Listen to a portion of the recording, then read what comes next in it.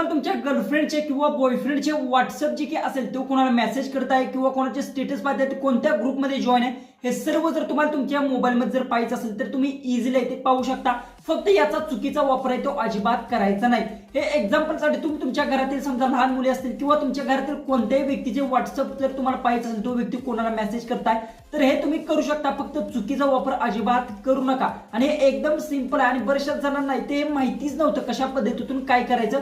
बऱ्याचशा जणांना ऍक्टिव्ह सुद्धा केलं असेल पण हे वर्कच झालं नसेल। संपूर्ण प्रोसेस तुम्हाला आजच्या व्हिडिओमध्ये सांगणार आहे, त्यामुळे व्हिडिओ आहे तो लास्टपर्यंत नक्की पहा आणि तुम्हाला काही प्रॉब्लेम आला तर कमेंट्स मध्ये नक्की विचारा। डायरेक्ट आपल्या मोबाईलच्या होम स्क्रीन जा आणि सगळं काय डिटेल्स मध्ये असेल ते जाणून घेऊ।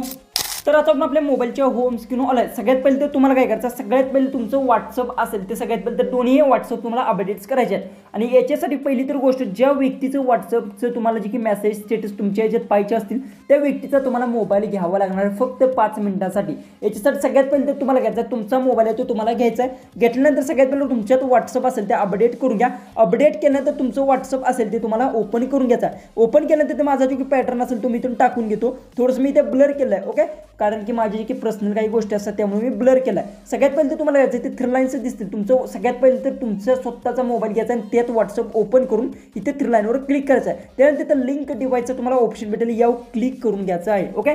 आता एक्झॅक्टली तुम्हाला सांगतो लिंक डिव्हाइस कशा पद्धतीतून काम करतं। हे काय करतं की दुसरं समजा तुम्हाला दुसऱ्या व्यक्तीचं समजा आता मला काय करायचं रँडमली माझ्यात दुसरा मोबाईल आहे त्यातील व्हॉट्सअप माझ्यात चालवायचा आहे तर मी काय करू शकतो लिंक डिव्हाइस करू शकतो। डिव्हाइस लिंक होणार म्हणजे ह्यातच लिहिलं आहे लिंक डिव्हाइस, म्हणजे की डिव्हाइस एकमेकांना लिंक होणार आणि हे समोरच्याला समजणार सुद्धा नाही। सगळ्यात पहिले तर अशा पद्धतीने इंटरफेस आल्यानंतर लिंक डिव्हाइसवर जर तुम्ही क्लिक केलं इथून बघू शकता यूज द मोबाईल डाटावर क्लिक केल्यानंतर आता इथे पासवर्ड तुम्हाला मागणार आहे। तुमच्या मोबाईलला जर असेल तर तो पासवर्ड आहे तो अशा प्रकारे तुम्हाला टाकून घ्यायचा आहे।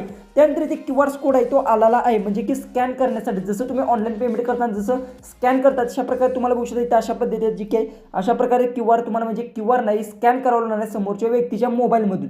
आता काय करायचं जी काही अशा प्रकारे तुमच्या मोबाईलमध्ये दिसल्यानंतर तुम्हाला घ्यायचा आहे समोरच्या व्यक्तीचा मोबाईल घ्यायचा आहे। मोबाईल घेतल्यानंतर सगळ्यात पहिले तर काय करायचं समोरच्या व्यक्तीचा तुम्हाला समजा तुमच्या गर्लफ्रेंडचा असेल किंवा तुमच्या घरातील कोणत्याही व्यक्तीचा मोबाईल असेल तो घ्यायचा आहे। घेतल्यानंतर फक्त इथे 3 लाईनवर क्लिक करायचं, सेटिंगमध्ये जायचं आहे। सेटिंगमध्ये गेल्यानंतर इथे बघू शकता जी की डीपी माझं दिसेल नाव दिसतं आणि त्याच्यामुळे प्लस बटन तुम्हाला दिसेल तेव्हा तुम्हाला क्लिक करून घ्यायचं आहे आणि ॲड अ न्यू अकाउंटवर तुम्हाला क्लिक करून घ्यायचं आहे ओके।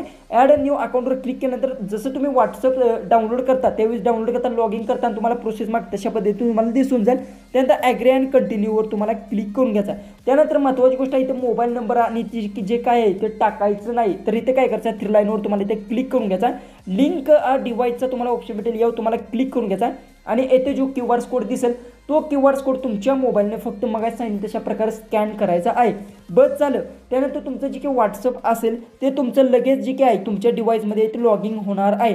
त्यानंतर जसं काही बघू शकता मी इथून व्हॉट्सअप असेल ओपन केलं त्यानंतर जो की तो व्यक्ती असेल जो कोणाला मेसेज करतोय किंवा काय स्टेटस असतील किंवा काही सर्व गोष्टी असतील त्या सर्व गोष्टी आहेत ते तुम्ही तुमच्या मोबाईलमधून ते पाहू शकता आणि तुम्ही तुमच्या मोबाईलवर डायरेक्ट ते मेसेजसुद्धा इथे करू शकता।